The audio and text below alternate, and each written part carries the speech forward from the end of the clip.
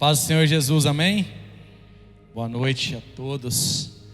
Eu louvo a Deus pela vida de cada um de vocês que se encontra aqui. Louvo a Deus pela oportunidade que o Senhor nos concede de mais uma vez estarmos na casa do Senhor. Ainda na entrada eu comentava com o Ari que hoje à tarde eu trocando uns canais e aí passando alguma coisa sobre o carnaval, esses bloquinhos de carnaval, e uma pessoa sendo entrevistada e perguntaram o que ela estava sentindo, como que estava. É curtição, a gente espera o ano todo por esses dias de alegria. Falei, meu Deus, a gente tem essa alegria todos os dias diante do nosso Senhor. As pessoas estão cativas e elas estão precisando de nós. Elas são prisioneiras, estão sendo enganadas, que estão em liberdade. Amém? Pedir que os irmãos abram suas Bíblias no livro de Jeremias, no capítulo 17. Jeremias 17, os versos 7 e 8.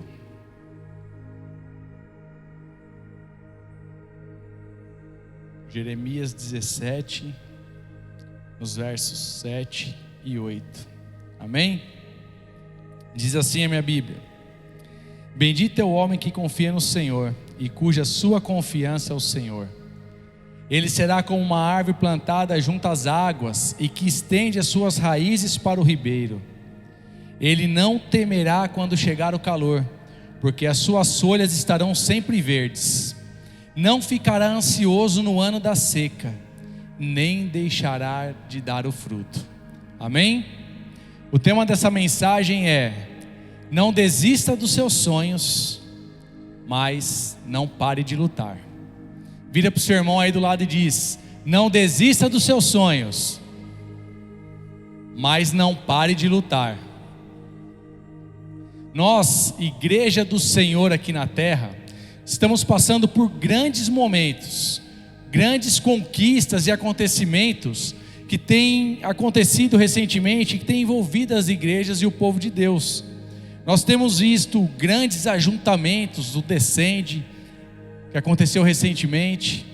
Nós temos visto marchas para Jesus, conferências, como a que aconteceu também no dia de ontem. E tudo isso tem causado um impacto bastante positivo para a igreja, bastante significativo para o avanço do Evangelho aqui na terra. Mas tem um outro lado, onde algumas pessoas têm anunciado um evangelho como um produto, e um produto onde você pode consumi-lo de forma fragmentada, ou seja, consumir somente aquilo que te convém. E isso, as pessoas consomem somente aquilo que vos cabem. Isso também tem gerado grandes consequências, assim como os grandes ajuntamentos têm gerado consequências positivas. Essa fragmentação do Evangelho, esse consumismo do Evangelho tem gerado algumas consequências bastante negativas. E eu destaco aqui uma consequência extremamente negativa que isso tem causado: é a criação de uma geração frágil. Nós estamos criando uma geração, nós não, mas essas pessoas que manipulam ou que manuseiam o Evangelho de forma inadequada, está criando uma geração tão frágil que essa geração ela balança ao menor sinal de problema. Só de pensar no problema, algumas pessoas já balançam. Uma geração tão ansiosa que desiste de lutar ao menor sinal de dificuldade. Nós vemos pessoas que só de pensar no problema ela já tem crise de ansiedade, ela tem crise de desespero, ela já não sabe mais o que fazer. E olha que eu não estou falando de um caso isolado, ou de uma denominação, ou de uma igreja propriamente dita. Estou falando de um problema que está inserido na nossa sociedade, de forma bastante forte e agressiva. Por quê? Porque esses caras, eles têm nas mãos dele uma ferramenta poderosíssima: as redes sociais. E o pastor já adiantou de manhã que ele vai pregar semana que vem que Jesus usou as redes sociais para disseminar o Evangelho. E essas pessoas têm disseminado o Evangelho através das redes sociais de uma forma inadequada. E eu quero destacar aqui que recentemente o irmão Marcelo, a gente batendo um papo, trocando umas figurinhas ali, ele me dizia sobre uma live que ele acompanhou não sei em qual rede social, mas esse cara, um suposto pregador, ele dizia que nós somos exatamente iguais a Deus. E para justificar a teoria dele, ele pegou uma foto de 2 leões, um leão jovem e um leão adulto. E ele dizia: quem é menos leão? O leão jovem ou o leão adulto? Não existe menos leão, os dois são leões. Logo ele dizia que não existe menos Deus, o Filho e o Pai têm a mesma posição. E aí cara, como eu gostaria de estar nessa live, que eu ia perguntar para ele: tudo bem, quem é menos leão? Tranquilo, agora quem é menos pai? O jovem ou o leão adulto que já é pai? O que eu quero dizer com isso? Os atributos de Deus, eles pertencem somente a Deus. Se pegarmos eu e meu filho aqui, nós somos iguais. Mas os meus atributos de pai ele ainda não conhece, porque ele não é pai. Os atributos de Deus: poder, soberania, imutabilidade, eternidade, imensidão, bondade, amor, onipotência, onisciência, onipresença, santidade, justiça, verdade, só cabem a Deus. Vocês percebem aqui que os atributos de Deus, eles coincidem exatamente com o ser de Deus? Poderia não estar falando no nome de Deus, mas se eu falasse aqui de poder, imutabilidade, soberania, onipotência, vocês saberiam que eu estou falando de Deus, porque esses atributos são exclusivos de um Deus, e um Deus vivo, e que trabalha em nosso favor.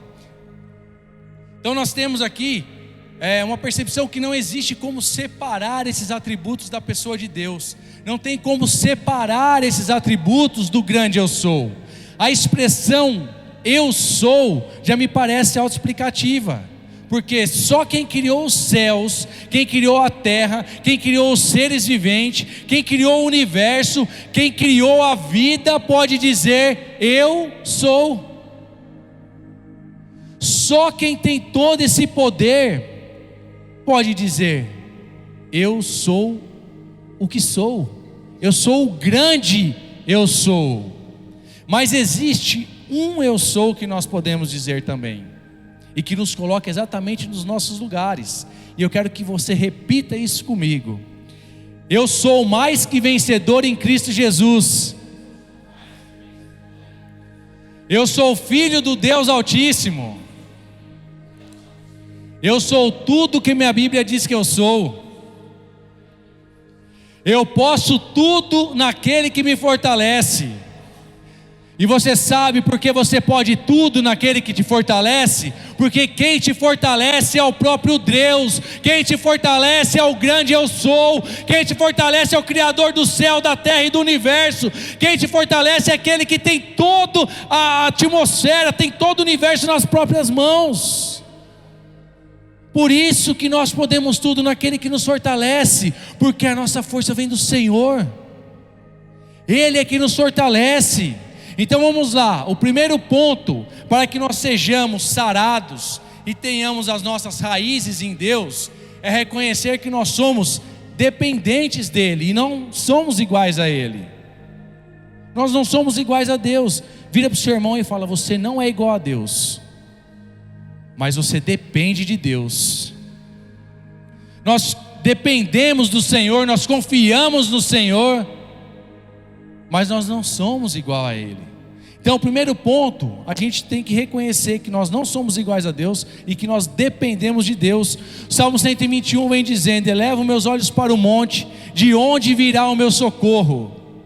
O meu socorro vem do Senhor que fez os céus e a terra. O meu socorro e o seu socorro vem do Senhor, o Criador dos céus e a terra.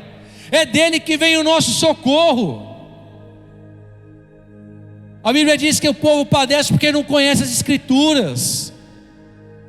E muitas vezes nós buscamos socorro aonde não existe socorro. Buscamos alegria onde não existe alegria. Tem um monte dos nossos irmãos hoje pulando aí, que nem doido, passando 12, 13 horas acordados, para viver pequeno momento de alegria são os nossos irmãos. A nossa alegria vem do Senhor, a nossa força vem do Senhor, o nosso socorro vem do Senhor.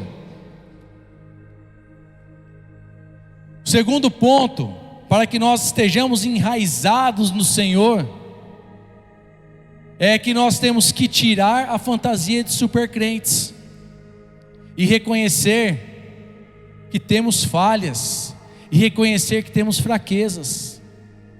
Alguns de nós ao longo da vida vestimos uma fantasia de supercrente. Vamos falar o que é verdade, é só uma fantasia, é só uma capa. Talvez eu estou deixando alguém decepcionado agora, mas o supercrente não existe. Não existe. O supercrente é aquele ser super espiritual, que demonstra não ter problemas e que espiritualiza tudo, que ao menor sinal de problema, ele consegue enxergar uma brecha na vida de alguém. O carro do Ari quebrou, é brecha. O Thomas está com gripe, é brecha. Mas ele andou na chuva, não é brecha. O supercrente, ele começa a espiritualizar o que é natural.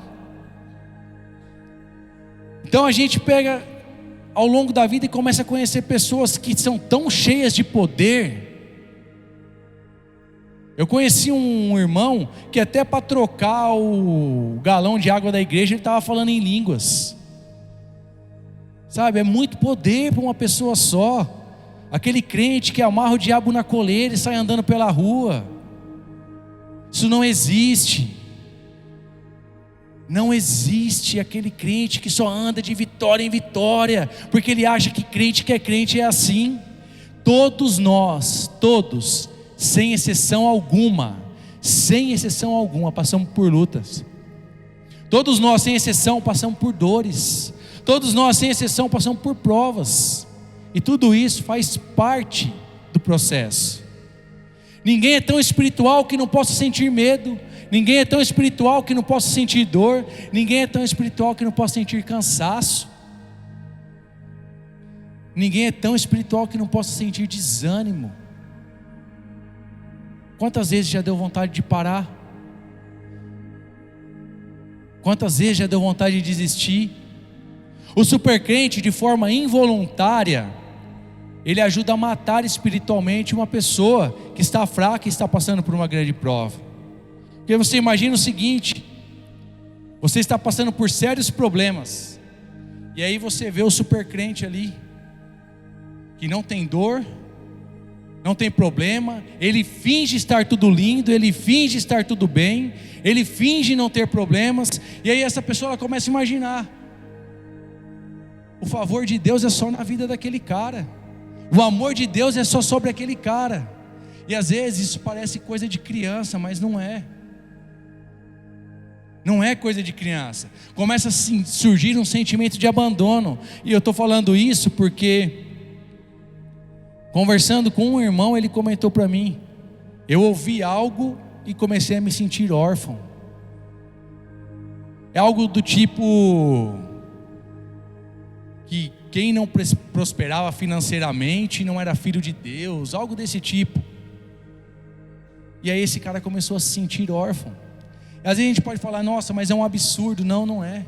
Porque às vezes no início da sua vida espiritual,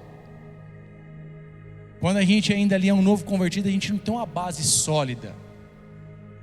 Por isso que a visão que a nossa igreja adota, ela tem uma parte que visa consolidação, que é deixar a gente, crentes, preparados para enfrentar esse tipo de problema. Mas se você está no início da sua vida ali, ou se você está abatido por um grande problema, você se torna suscetível. E o inimigo das nossas almas, ele não está de brincadeira. Então, isso acontece, as pessoas olham para o supercrente e começam a se desanimar. E olha aqui o que o Espírito Santo quer dizer para a igreja essa noite: se você está aqui hoje, você é referência para alguém. Você é referência para alguém, de repente, aqui da igreja, da onde você estuda, da onde você trabalha, no seu ciclo de amizades. Por isso, não tente mostrar algo que não é real. Não tente passar uma imagem que não existe. Tem cultos que a gente sente a presença de Deus de verdade, que você quer sair correndo, pular, dando cambalhotas, mas tem culto que você não sente nada. Isso acontece comigo também. E eu não saio da igreja achando que eu sou menos amado, que eu fui excluído por Deus, porque eu sei que a palavra de Deus, ela não volta vazia. E eu sei que alguém foi impactado por um louvor, por uma palavra. Nem sempre Deus vai trazer você aqui para falar todo o culto com você. Eu já saí de alguns cultos, falei, Deus não falou comigo, e a minha esposa saiu radiante, como Deus falou comigo, porque Deus queria tratar com ela. Então não se sinta envergonhado, não precisa querer pular, gritar, rolar porque o pastor está olhando, não. Porque aquele que se declara o bom pastor, ele conhece o seu coração, ele está vendo se essa alegria é verdadeira ou é artificial. Quando eu deixei de fumar, logo no início da minha conversão, o Espírito Santo começou a me incomodar. E aí eu comecei a pensar em parar de fumar, e eu já tinha tentado algumas vezes e nunca tinha conseguido, também não tinha me esforçado muito, mas o Espírito Santo começou a me incomodar. E aí eu falei, eu vou deixar de fumar. Só que passaram ali 3 ou 4, 5 meses, alguma coisa, e eu ainda sentia vontade de fumar. E aí eu falava, Senhor, será que eu não fui liberto ainda? 3 ou 4 meses, 5 meses, e eu ainda sinto vontade.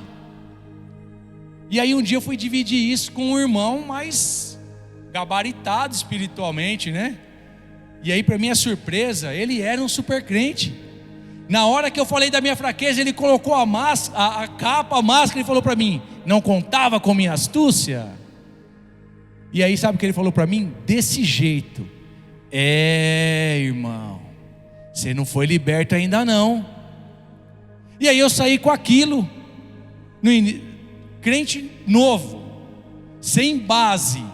Não fui liberto. Por que Deus liberta uns? Porque eu ouvi alguns testemunhos e relatos de pessoas que deixavam de fumar e imediatamente sentiam nojo do cigarro. Não posso mais nem sentir o cheiro, que eu tenho vontade de vomitar. E eu queria ser daquele jeito, e eu ali sendo tentado. E aí veio o super crente e quase que me matou, porque eu comecei a achar que Deus gostava, Deus amava mais as outras pessoas do que a mim. E aí eu fui indagar a Deus. No momento de oração eu falei, Senhor, por que eu não fui ainda liberto?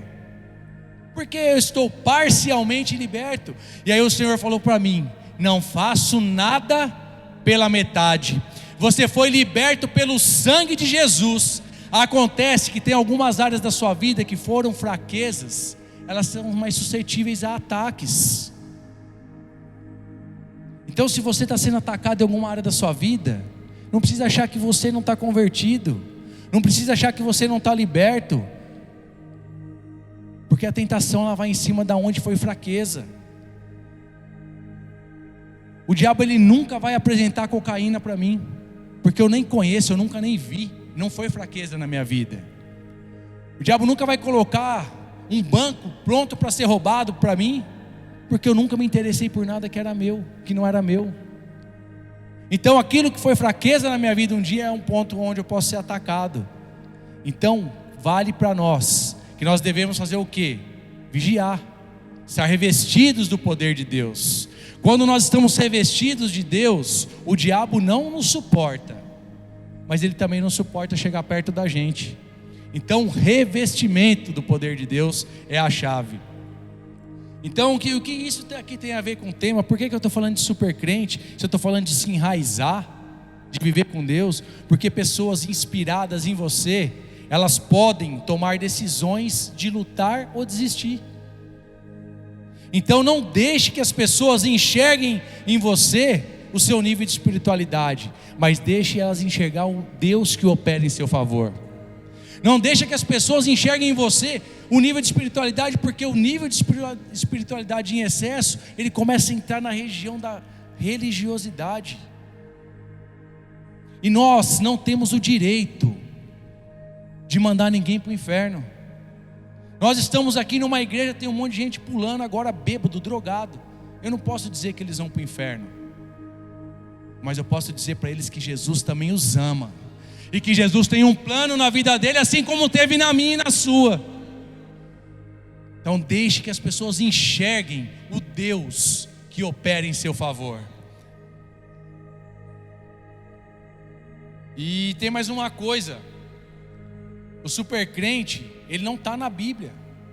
A Bíblia não dá base para o supercrente, sabe por quê? Olha o que a Bíblia diz em 2 Coríntios, no capítulo 12, verso 9 e 10. E disse-me: a minha graça te basta, porque o meu poder se aperfeiçoa na fraqueza. Aonde se aperfeiçoa o poder de Jesus? Supercrente não tem poder, né? Ele não tem fraqueza. De boa vontade, pois me gloriarei nas minhas fraquezas, para que em mim habite o poder de Cristo. Aonde habita o poder de Cristo? Nos fracos. Porque Jesus disse: vinde a mim, os fracos, os cansados, os oprimidos, e eu vos aliviarei. Por isso sinto prazer nas fraquezas, nas injúrias, nas necessidades, nas perseguições, nas angústias por amor de Cristo. Porque quando estou fraco, então sou forte. Quando nós reconhecemos a nossa fraqueza, nós aumentamos o nosso nível de dependência do Senhor. E quanto mais próximo de Jesus nós estamos, nós reconhecemos que nós precisamos mais de Jesus, porque os nossos defeitos, as fraquezas se tornam mais aparentes, porque nós somos filhos imperfeitos de um Pai perfeito. Então, reconhecemos que a nossa fraqueza aumenta a nossa dependência, e nós temos que ser dependentes do nosso Deus. E o terceiro ponto, para que nós estejamos enraizados no Senhor, que as nossas raízes estejam em Cristo, é persistir em Deus. O significado da palavra persistir: ação ou efeito de persistir, qualidade do que dura, constância, insistência, perseverança. Na semana passada, eu estive descansando com a minha família na praia, e na quarta-feira pela manhã, nós estávamos na praia. Eu falei para a Bruna, vou fazer uma corridinha, vou ver o que Deus fala comigo. E aí eu comecei a correr, e conversando com o Senhor fala comigo, obrigado, agradecendo aquele lugar, pedindo para que o Senhor falasse comigo. E eu continuei correndo, e eu não ouvia a voz do Senhor. Eu falei: meu Deus, se ele está em silêncio, está trabalhando, né? Então deixa ele trabalhar. E continuei correndo, e Senhor, nada, e não vinha, e eu não ouvia a voz do Senhor. Eu já tinha até me convencido de que o Senhor não falaria naquela manhã. Pedi a Ele no primeiro quilômetro que falasse comigo. De repente eu olho para o mar, e o Senhor traz ao meu coração: bendito o homem que confia no Senhor, cuja sua confiança é o Senhor. Ele será como uma árvore plantada junto às águas, que estende suas raízes para o ribeiro. Ele não temerá quando chegar o calor, porque as suas folhas sempre estarão verdes. Não ficará ansioso no ano da seca, e nem deixará de dar o fruto. O Senhor me trouxe esses versos ao coração e começou a falar comigo sobre isso que eu estou falando aqui com vocês. O Senhor começou a me entregar essa palavra, mas sabe algo que me chamou muita atenção? O Senhor falou comigo no 5º quilômetro, e eu comecei a pedir no 1º. O Senhor começou a falar comigo no 5º quilômetro. E aí eu te pergunto, eu não sei se você já está entendendo a revelação disso daqui. Se eu tivesse parado no 3º, Ele teria falado comigo? Então isso quer dizer que nós não podemos parar. Nós temos que seguir em frente, confiando que nós somos filhos amados e amparados do Deus Altíssimo. Não existem barreiras, não existem restrições que possam impedir o agir de Deus nas nossas vidas. A Bíblia diz que operando Deus, ninguém pode impedir. A Bíblia diz que operando Deus, ninguém vai impedir o favor de Deus sobre a sua vida. Que operando Deus, os seus projetos não serão impedidos. Nós não podemos parar, nós temos que prosseguir, mas muitas vezes nós ficamos inertes, esperando ouvir a voz de Deus, esperando Deus iniciar algo, mas o Senhor diz hoje, para mim e para você: dê o próximo passo, dê o próximo passo, não desista dos seus sonhos, não desista dos seus projetos, não interrompa o que o Senhor já começou na sua vida, não deixe nada pela metade, na hora exata Ele vai falar. Joga essa fragilidade de lado, que eu só faço se o Senhor estiver falando ali. É lógico que nós temos que andar conforme a direção do nosso Deus. Eu costumo dizer que a gente não deve comprar um pé de alface sem pedir autorização para Deus, sem dividir com Deus, porque muitos projetos a gente divide com um amigo. Eu estou pensando em comprar um celular aqui, o que você acha? Começa a mandar a foto e tal, e esquece de falar com Deus. Quando você for na feira lá pegar um pé de alface, fala: Senhor, eu devo comprar esse alface? Mas é verdade, é dependência total, porque o mesmo Deus que pode te dar um avião é o que vai colocar um pão na sua mesa, é o mesmo Deus. E eu não estou aqui fazendo apologia ao evangelho da riqueza, não. Estou dizendo que é o mesmo Deus que trabalha em várias etapas da sua vida. Ele pode te acrescentar a riqueza, sim, se for o plano do Senhor, mas Ele pode colocar um danoninho dentro da sua geladeira para você dar para o seu filho.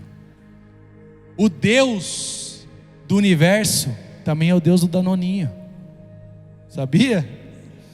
Muitas vezes nós ficamos inertes, então esperando ali Deus falar. Mas meu irmão, pense nisso aqui: o botão do start, o botão do início está na minha e na sua mão.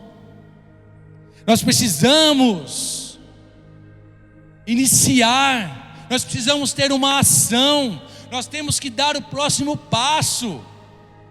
E olha o que a Bíblia diz em 2 Crônicas 15:7: mas sejam fortes e não desanimem, pois o trabalho de vocês será recompensado. O trabalho de vocês será recompensado, o esforço de vocês será recompensado, a fé de vocês será recompensada.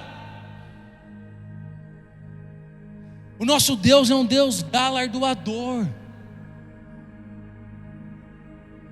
Talvez você esteja passando por um grande problema na sua vida, e talvez não é uma ação que você precisa. Tudo bem, então tem a chave, é superação.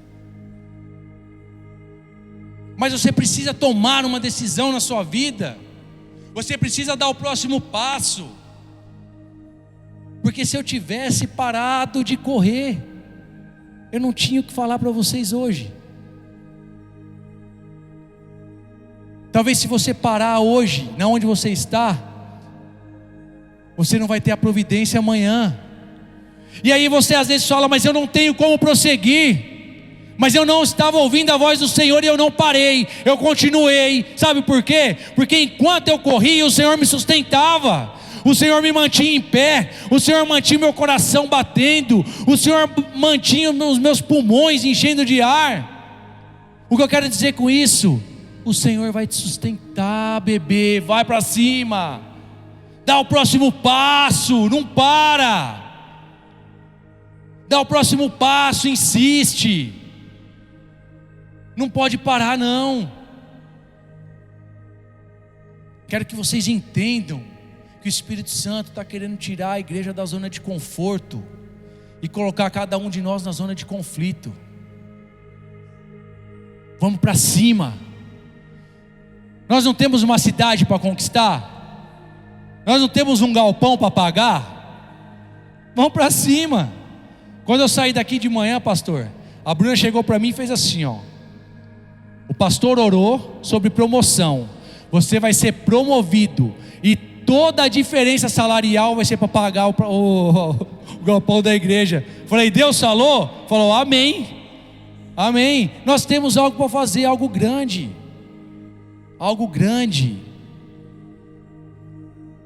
e olha só o que a Bíblia diz em Romanos 12:12, alegrem-se na esperança, sejam pacientes na tribulação, perseverem em oração. Tenham esperança, sejam pacientes e não parem de orar.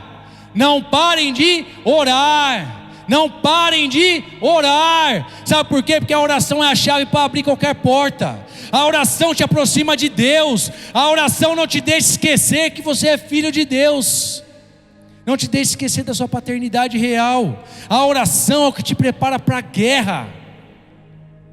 A oração é o que te prepara para a guerra. A oração é o que te dá sustentação no dia ruim. Você acha mesmo que Daniel, ele orou quando ele foi jogado na fornalha?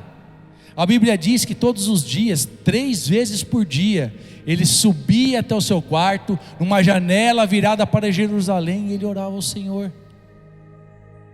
Nós já falamos aqui sobre oração de prevenção. Então a oração te coloca em pé no dia ruim. A oração é o treinamento que te aproxima do Senhor dos Exércitos.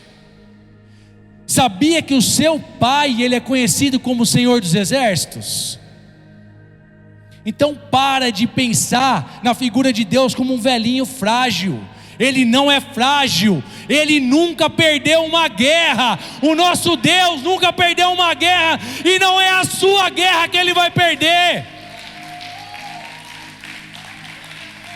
Aleluia!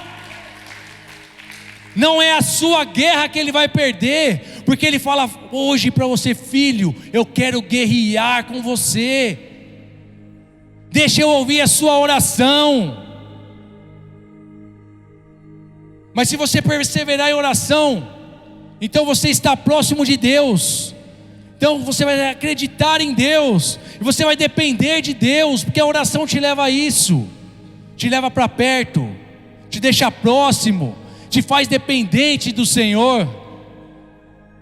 E é assim que nós devemos caminhar. Tem uma frase de um capitão do BOPE que diz que quando o treinamento é fácil, o combate é difícil, mas quando o treinamento é difícil, o combate se torna fácil. Está difícil? Treina, ora, busca, jejua. O que eu quero dizer com isso? Que a oração, ela te coloca apto para a batalha. A oração faz de você um soldado preparado, porque sem a oração a casa cai, sem a oração os sonhos caem, sem a oração os projetos caem. Oração é a chave que nos coloca de pé. Oração nos faz reconhecer que nós dependemos de Deus incondicionalmente, porque cada vez que nós oramos, a gente conhecemos mais o nosso Deus. Nós conhecemos mais o nosso Deus. E quando nós deixamos de orar, nós tentamos nos agarrar em qualquer coisa. E aí a gente acha que 3, 4 dias de carnaval é a alegria do ano, porque não ora. Você sabia que todo fracasso na vida do crente, ele começa primeiro com fracasso na oração? Quando o crente deixa de orar, ele começa a minar suas energias espirituais, e aí ele começa a se tornar um alvo fácil.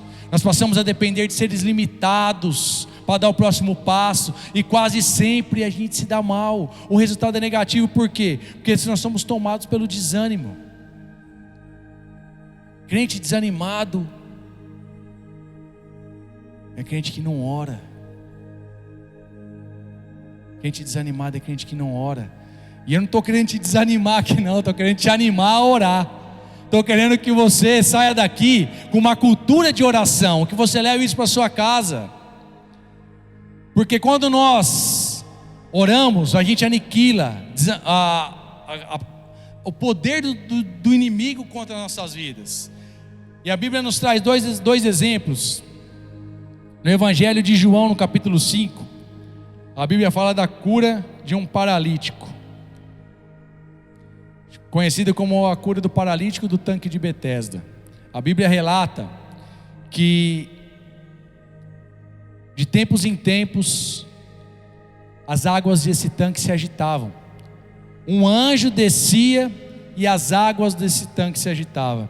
E o primeiro que entrava nessas águas era curado de qualquer enfermidade. E a Bíblia diz que ao redor desse tanque era a multidão de enfermos, cegos, leprosos, tudo quanto é tipo de doença tinha ali.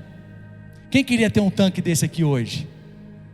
Não, irmão, não é amém não, porque nós temos o Deus do universo, o Senhor, o médico dos médicos. O tanque, ele cura um de cada vez. O nosso Senhor, ele pode curar todos nós de uma vez só, porque Ele é poderoso para isso. Então, o Senhor, ele chegou, vendo um homem que há 38 anos estava enfermo, e ele esperava para cair dentro daquela água ali. O Senhor se compadeceu. Jesus chegou até ele e falou: o que queres que eu te faça? E aí ele respondeu, porque ele era paralítico: Senhor, quando as águas se agitam, eu não tenho homem nenhum que me jogue nas águas. Notem algo aqui: não tenho homem nenhum que me jogue nas águas. E a Bíblia fala também sobre o cego Bartimeu, ou o cego de Jericó, que quando ele percebeu que Jesus estava passando, ele ouviu o barulho e percebeu que era Jesus. Ele começou a fazer o quê? A clamar: Jesus, filho de Davi, tem misericórdia de mim. Jesus, filho de Davi, tem misericórdia de mim. E algumas pessoas o repreenderam. Talvez algumas pessoas estão sufocando a sua oração e tentaram calar a voz daquele homem, mas a Bíblia diz que ele orava cada vez mais, ele clamava cada vez mais: Jesus, filho de Davi, tem misericórdia de mim. Jesus, filho de Davi, tem misericórdia de mim. Jesus, filho de Davi, tem misericórdia de mim. Até que Jesus ouviu o seu clamor. Por isso que eu estou falando, não pare, dê o próximo passo, continue a orar, continue a clamar, porque o Senhor vai ouvir a sua oração. E a Bíblia diz que o Senhor chega até, manda chamar o cego. E quando o cego chega de frente ao Senhor, Jesus pergunta: o que queres que eu te faça? E o cego responde: eu quero ter visão. Nota aqui aonde estava a dependência desse cego. Ele era cego, ele não conhecia, ele não via Jesus, mas ele sabia quem era Jesus, e a dependência dele estava em Jesus, porque quando o mestre estava de frente com ele, disse: do que queres? O que queres? Vocês estão entendendo o que o Senhor está dizendo para vocês? O que queres de mim? O que queres? Clama ao Senhor. Já o paralítico, 38 anos, enfermo, quando ele estava de frente com Jesus, ele disse que não havia homem nenhum que o colocasse no tanque. A dependência dele estava no homem, mas a nossa dependência está no Senhor, o Criador dos céus e da terra, no médico dos médicos, no Rei dos reis, no Senhor dos senhores. Aleluia! Por isso eu quero dizer que a igreja se coloque de pé. E eu queria fazer algo diferente hoje. Eu queria que o Senhor criasse em cada um de nós a cultura da oração. Eu vou estar orando por cada um de vocês, mas eu quero que cada um de vocês escolha uma pessoa, que não fique ninguém sozinho, e você vai orar pelos planos, projetos, vida, saúde do seu irmão, e o seu irmão vai orar pela sua vida, seus planos e seus projetos. Alguém pode estar pensando: mas eu não sei orar. A Bíblia diz que quem entrega todas as orações é o Espírito Santo. Então clama ao Espírito Santo que você terá essa oração. Cada um pegue uma pessoa, não quero ver ninguém sozinho. Ora de verdade, profetiza na vida do seu irmão. Pai, em nome de Jesus, seu Filho e nosso Salvador, nós clamamos, Deus, pela sua misericórdia, papai. Nós clamamos, Deus, pela sua intervenção. Nós clamamos, Deus, pela sua presença, Pai. Diante de Ti, ó Deus, eu apresento cada um dos nossos irmãos. Eu apresento cada um dos nossos irmãos diante do Seu altar, ó Pai. E clamo a Ti, ó Deus, para que o Senhor venha entrar com providências, Senhor. Para que o Senhor venha de encontro às necessidades de cada um dos nossos irmãos. Que o Senhor, ó Pai, venha salvando, Deus, da planta dos pés ao alto da cabeça, Pai. Que o Senhor venha derramando, Senhor, uma unção dobrada hoje, Senhor. Que o Senhor venha, Deus, derramando, Pai, graça. Preparada para mim, Que o Senhor venha derramando dons espirituais. na presença dos que são contra mim. Cultura de oração, um desejo de estar na Sua presença. Seu corpo e o seu sangue derramou, assim que luto minhas guerras. E eu creio, a morte venceu. Minha voz levantarei em louvor pelo que fez. Assim que luto minhas guerras, assim que luto minhas guerras, assim que luto minhas guerras. Oh, é assim que luto minhas guerras, assim que luto minhas guerras, assim que luto minhas guerras. Oh, é assim. Pelo vale caminha junto a mim, certo de misericórdia e bondade segue-me. Minhas armas são louvor e gratidão, assim que luto minhas guerras. E eu creio que a morte venceu. Minha voz levantarei em louvor pelo que fez. Assim que luto minhas guerras, assim que luto minhas guerras, assim que luto minhas guerras. Oh, é assim, assim que luto minhas guerras, assim que luto minhas guerras, assim que luto minhas guerras. Oh, é assim. Parece que sou cegado, mas sou guardado por Ti. Parece que sou cegado, mas sou guardado por Ti. Parece que sou cegado, mas sou guardado por Ti. Parece assim que luto minhas guerras, assim que luto minhas guerras, assim que luto minhas guerras. Oh, é assim. Aleluia, aleluia, glória a Deus. Já estou encerrando. Eu queria citar rapidamente um quarto ponto. Existe uma história que diz que o diabo resolveu colocar as suas ferramentas de destruição e liquidação. E ele montou então uma loja. E aí uma pessoa entrou nessa loja e começou a olhar aquelas ferramentas. E aí ele se interessou em comprar o adultério porque ele queria destruir uma família. E aí o diabo disse que custava 10 mil reais. E aí ele olhou para o lado, ele viu ali que havia vícios. E ele perguntou: quanto custa essa ferramenta? E o diabo disse: 3 mil reais. E aí ele começou a perguntar sobre cada ferramenta. E aí ele observou que lá no fundo tinha uma que não tinha preço. E aí ele perguntou: mas e aquela? Aí o diabo disse: aquela é o desânimo, aquela é a opressão, aquela é o cansaço, aquela eu não vendo, porque aquela não tem preço.